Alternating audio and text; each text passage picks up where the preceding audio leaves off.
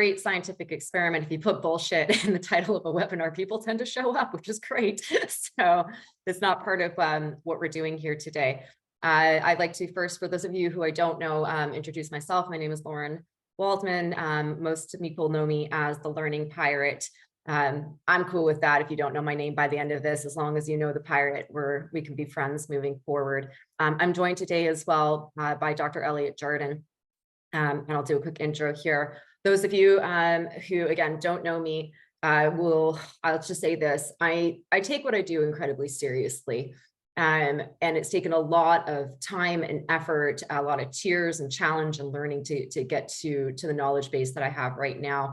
If you go onto the Learning Pirate website, you'll not only see that I've listed my qualifications with my IDs, but also my board of advisors, which I'll show you next. Not only do I have my credentials, but I am so immensely privileged to be welcomed into these teaching hospitals like the Rotman Research Institute here in Toronto, to attend rounds by people who just blow my mind every day. And one of those people is the formidable Dr. Elliot Jardin. Elliot, can you just give a wave and a hearty hello to everyone? Say hi. Hello, everyone. Is that all we get from you? More to come, more professor. The board of advisors that I have just keeps on growing. As you can see, we've got such a colorful bunch. But this is part of the education and the awareness of what we're doing here today, is to ensure that credible and accurate science is coming into our industry. One of the board members, Dr. Richard Roche, who could not be here today, wanted to provide a statement, which I'll share with you right now. For those of you who are just joining us via audio, I will just read this out for you so you can hear it. It says actually, I got to move my screen around here. It says the increasingly common practice of scientific findings and science more generally being diluted, misconstrued, and willfully spun in industry context for material gain is far worse than mere opportunism on the part of entrepreneurs or disruptors. He wasn't done, though. He had a whole lot more to say. I'll quickly read this out. You can read it on the screen. It says, it actively populates the intellectual landscape with myths, half-truths, and misleading information supposedly endorsed by experts of quote unquote the science, which perpetuate inaccurate, incomplete, and in some instances, deeply harmful ideas and behaviors which are unwittingly public is all too willing to adopt, precisely because the label of quote unquote science has been attached to them. Unfortunately, the rest of the board members could not join us today. Like I said, this quote was given to us from Dr. Richard Roche of Monash University, and I put in brackets there, admittedly on a rant. A better summary of how people feel in the science sort of space and the academics and the researchers, I don't think I could sum it up any better than Mark A. McDaniel did when I met him at a conference and I told him what I did. He said, Lauren, please tell them to stop bastardizing our work. Now, and this is coming straight from the voices of the researchers and the scientists doing the work. I am a humble translator to them and for them into the world of learning and development as a learning scientist and as a scientific learning designer. Now, this battle has been going on, as you all know, for quite some time. I'm going to ask if Brandon is in the audience, if you could please share the link to this. 2 years ago, the board and I tackled a course that had come up on LinkedIn Learning. Now, as we know, LinkedIn Learning has a very large audience, very widespread in organizations globally, and a course was brought to my attention. I get tagged in things quite often, just say, hey, Lauren, what's up with this? Have you seen this? Is this grid science? And this particular course was littered with really, really shady science, inaccurate. And within the first 10 minutes of the first module of it, I stopped watching. And if you go to this article, you'll see that we have not only given you the accurate science and showed you how it's used and what the facts are, but I just want to share that this was only, I think, Elliot, I don't remember if you remember, it was only maybe 5 or 10 minutes of this first module in this whole series on LinkedIn Learning that we actually looked at. We stopped after that. Thanks to people who saw this and who stood by us, we were able to get them to take part of the modules down, not all of it. as you guys all know, there is a ton of this out there still, which leads me to what sparked my my pirate fire this week. This is a incredibly well-known publication in the learning and development space. Go ahead in the chat if you know of this publication. You can go, yep, I know it. A recent article that says science-based learning for hybrid world. I'm not going to call out names. You can look at it yourself. What I would like to share is, again, there was a whole bunch of really poor and inaccurate science in this. And what concerns me and why I've called everyone here today is if we look at how many members are in this group, just in LinkedIn alone. This has nothing to do with their membership or their who actually subscribes to them. But this is the reach that this false science is happening. Towards the end, when I'm done sharing, what I will do is I'll take you behind the scenes. We have been, myself and two of the board members, Elliot included, we have been going through this article similarly to the way that we did with the LinkedIn Learning course. And we are going through and providing accurate facts with credible sources. And I will be reaching out to the publication to please ask them to remove it or make a retraction. And I believe that this is part of our responsibility. Now, this can be incredibly hard because not everyone's dedicating their time like myself to read hours and decades of research papers and reviews, to assemble a board of advisors to keep myself credible. I make mistakes. I totally make mistakes. Elliot makes mistakes. The scientists make mistakes, but it's owning up to those and being able to call those out so that we can move this industry and learning forward in a more credible way. I don't have my eyes on the chat, so if there is anything coming up, if you just want to like bring my attention to it or just, you know, unmute and say something, I'm totally cool with that. But part of the reason that we also wanted to bring you together was to do a little bit of education. Now, I found this quote, I thought it was really great, excuse me. To make good decisions, we need to have good information, and hopefully we can provide some good information for you here today.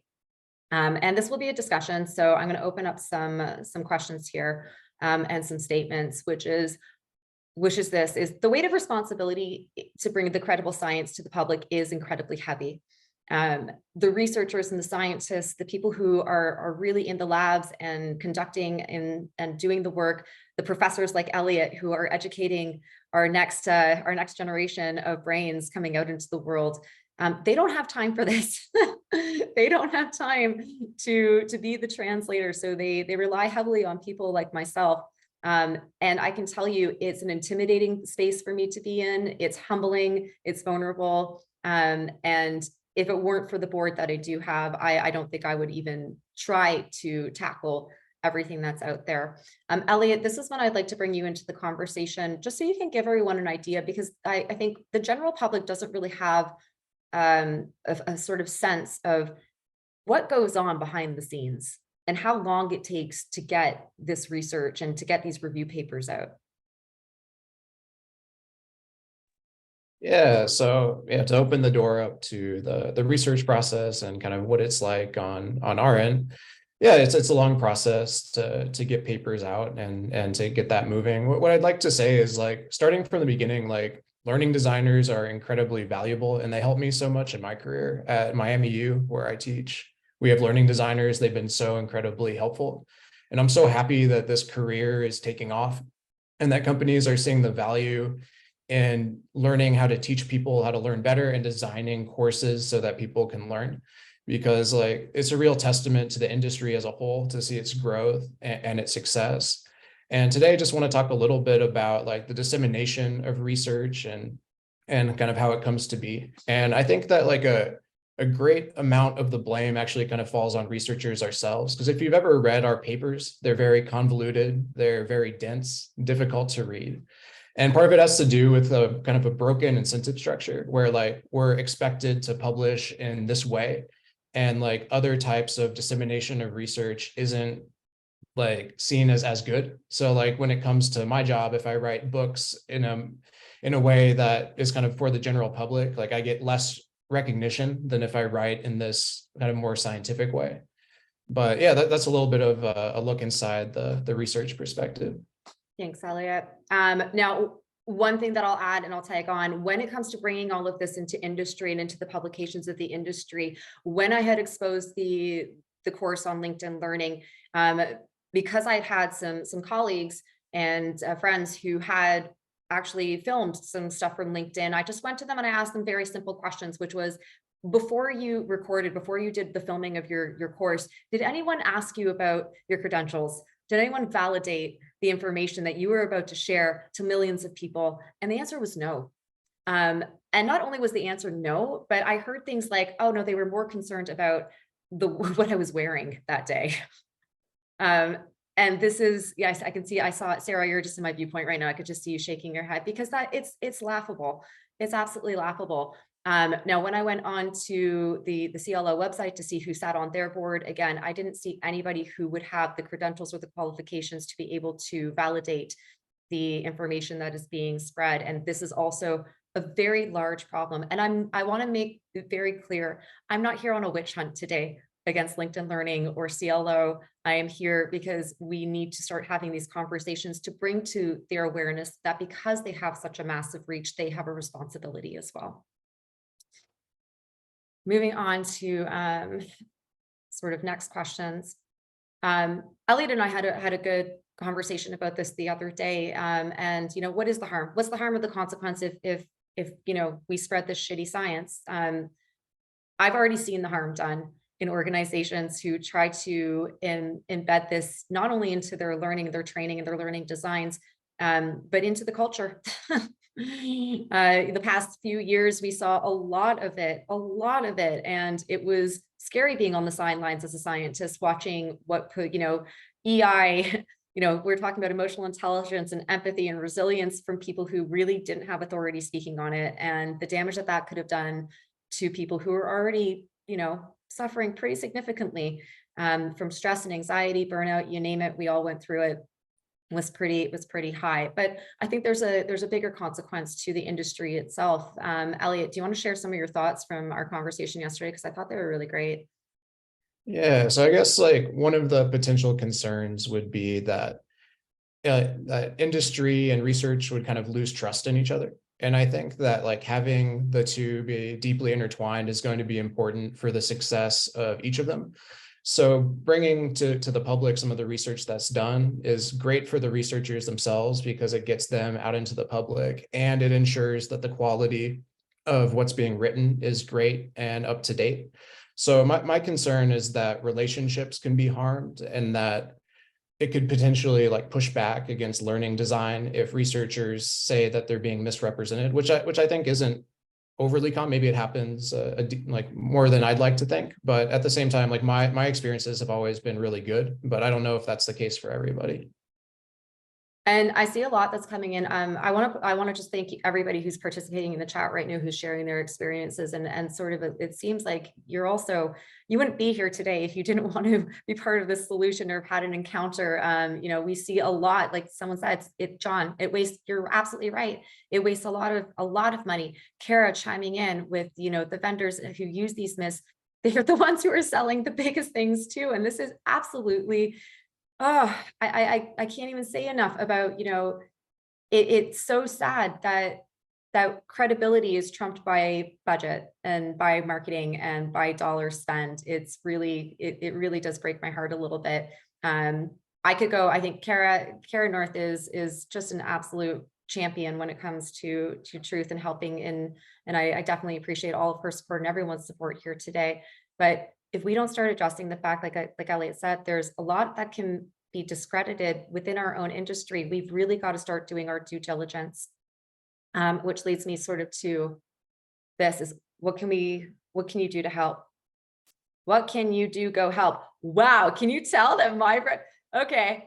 Do you know what? Here, this is a great little learning moment because that's an amazing mistake that I made on my slide. But if Lavinia, if you're in the audience, what did we talk about yesterday? How errors are a great way to draw the brain's focus. So, little learning design tip for everybody is don't be afraid to add errors into your learning designs. That wasn't meant for this though. So let's talk about this, checking credentials. Just because someone's got PhD at the end of their name, it doesn't mean that they're actually, qualified to speak on the topic. The article that I looked at that we will be, sort of putting out the good information on, we tried to check the credentials of the person who wrote it. I think we might have found they have a PhD in education. A PhD in education is not the same as having a PhD in neuroscience. Knowing about learning and knowing about the brain are very, very different things. Unfortunately, I think that all of us can attest that when we were growing up in school, no one taught us about our brains or really strategies or methods on how to learn. So it is something that we're working towards. Elliot, if you want to share anything that would help people to understand how you can check someone's credentials beyond, doing the Google searches, going onto the university sites to check to see if they're affiliated. Yeah, sure. So yeah, looking up someone's background can be helpful, but again, like don't rely too much on credentialism, because like that kind of like perpetuates a problem where it's just like, okay, you went to school for a long time, so that means you know everything, which definitely isn't true. There's a lot of people that don't have degrees that know more than people with degrees. So like this could be like a small piece of evidence that you include, but like this is definitely not like the only thing. Okay. I'll ask you to stay unmuted because we're going to keep going through these. This was a big one. Again, if you read some of these articles, please do look out for those big claims that are not backed by citations. Any of those generalized sweeping statements, things like scientists or research says, what research? What scientists? There anyway, like a lot of the credible published papers they have, if they're online, you can click a button. It's very simple that says cite, and you can just copy and paste that to give credit to where you found this. Elliot, anything to speak to this on? Yeah, so like instead of kind of saying large sweeping stuff, you can either like quote somebody, or you can use the citation. That's often better. Okay. Elliot, this is an interesting one because we didn't have a chance to follow through on this a little bit. Neuromyths.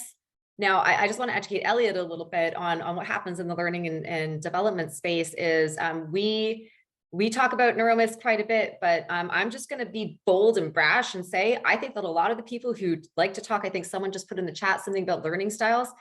Okay, it's enough. If you see a credible learning and development professional putting something about learning styles, it's clickbait. I'm just going to say it. It's clickbait. We all know if you're in learning and development and you don't know that this is garbage yet, then, here's another chance for you to realize it's not a thing. So let's talk about not only reading up on the neuromyths, but then I'll just bring up this last point here, which is then check the credentials of the person who's writing about the neuromyths. Elliot, you want to talk a little bit about neuromyths? Yeah, so I'd say in general, like as you're like weighing the evidence of like how good a source might be, it would probably raise a red flag if neuromyths kept popping up. Like I do want to say like it's good to have disagreements in science, and like that's how we learn, is people have different opinions, and like lots of times there's people who are highly credentialed that are like trying to move the world forward, and they have different ideas, and like I welcome that. So just because someone's pushing a neuromyth, like I don't think that's enough to like fully discredit them, but like it could raise definitely a red flag that perhaps they know kind of some of the base level stuff that they've read early on the internet, and they might not be deep into the literature and have a full understanding. But again, that's not always the case.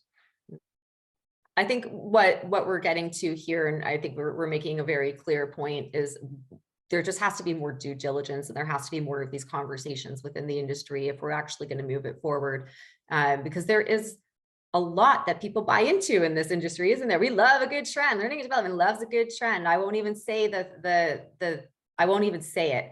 The AI thing that everybody was talking about lately. Oh, Christina falls back in her chair in pure annoyance. I just saw that girl. But even with that, we do have to, like, I can't repeat it enough. We just have to keep doing our due diligence. I'm going to wrap up soon because I want to make sure that if you have something to say, or if you want to ask questions, or just, whatever, this is your space too. Like I said, I really didn't have any intentions of doing this. And I think it was just because of this article and my disdain that I felt compelled to be able to do that. We need your help. We need your help. Elliot didn't know I was putting all these pictures up. These are behind the scenes footage from Elliot and I filming Joining Forces with Your Brain. I love that second one, Elliot, because I just turn into this giggling, snorting little girl sometimes. So, that was our attempt to, and our gift to the world of learning, to bring credible learning. But we need your help. We need you to be brave and bold, and I understand that it's scary. I run my own company. No one can fire me except for me. I know it's hard to champion these things within your organizations if you're working for somebody else. Do it in the ways that you feel comfortable and you feel that can move this conversation forward. But if we don't do anything, we're just going to keep perpetuating all of this. And 20 years from now, when I'm ready to retire, I'm still going to be seeing things on Learning Miss, and I'll just, at that point, I'm going to give up. So if this isn't the year to do it, I don't know which year is.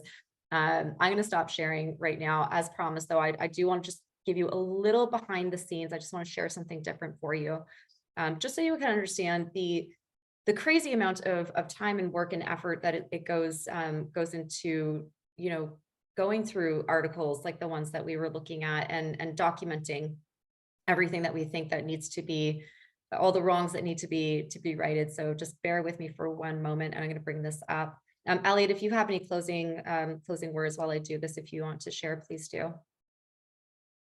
Yeah, sure. Not too much. It's just like, I think that now might be a good time to think about like how we can join together researchers and people in learning design, because I think it helps everybody. Again, like it helps the researchers a lot to get their research out there. It makes it easier to get grants to do more research. And then like having people validate the work that you're doing and like putting their stamp of approval can be helpful too for a learning designer. So I think that like relationships between these industries could be helpful for everybody. Thanks, Elliot. I appreciate that. So just to give you a sense, I'm not going to, again, I'm just going to scroll through it incredibly quickly. And sorry, guys, like, me, I'm very tongue in cheek. So it's like science-based my ass was the title of my Google Doc. But as you can see, like the highlights, all the notes that we're calling out, it's an exceptional amount. So we're going through, we are finding accurate science to make sure that when we publish this, that it does go out. But I just want you to see, this wasn't even the whole article. And it goes, and it goes, and it goes, and it goes, and it goes, and it goes, and it goes, and it goes, and it goes, and it goes, and it goes. And I'm just going to stop sharing at this point because I think I've made my point. So I'm going to leave it. I'm going to leave it at that. I'm going to go into the chat. If you do want to share or express anything, if you would like to unmute and have a say in any of this conversation, please do. We've got 5 minutes. Like I said, this was just going to be a 30-minute quick and dirty. And YARR, I appreciate you. I thank you so much for showing up to this conversation today, and hopefully advocating with us to do better, to do much better. Hey, excuse me, Lauren, this is Abby.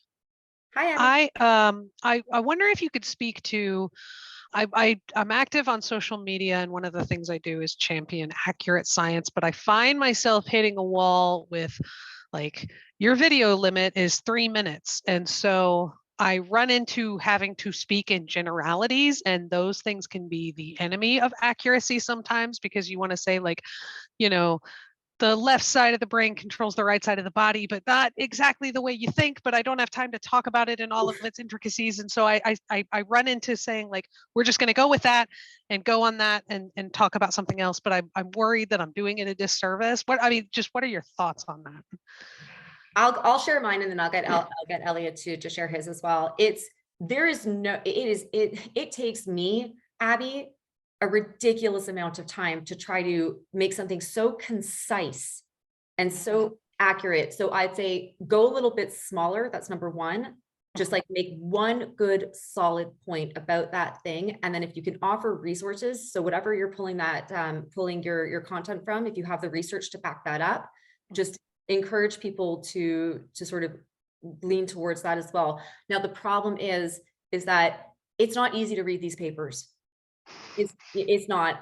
It's taken me, like I said, 3 certifications, a welcoming into the scientific community, building a board of advisors, and usually roughly anywhere between 3 and 4 days for me to get through one paper alone.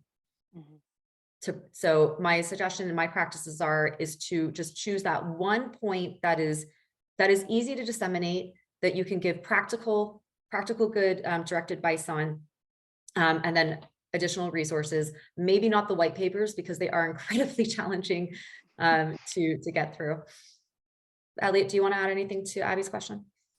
Sure. Yeah, it's a very difficult thing to accomplish because as a writer, you want to be short and concise. You want it to be catchy and have people understand what you're talking about right away. And unfortunately, with the majority of the research, it's very like nuanced and conditional and based on certain factors. So like it's difficult to write in a way that you're taught to write and in a way that's engaging.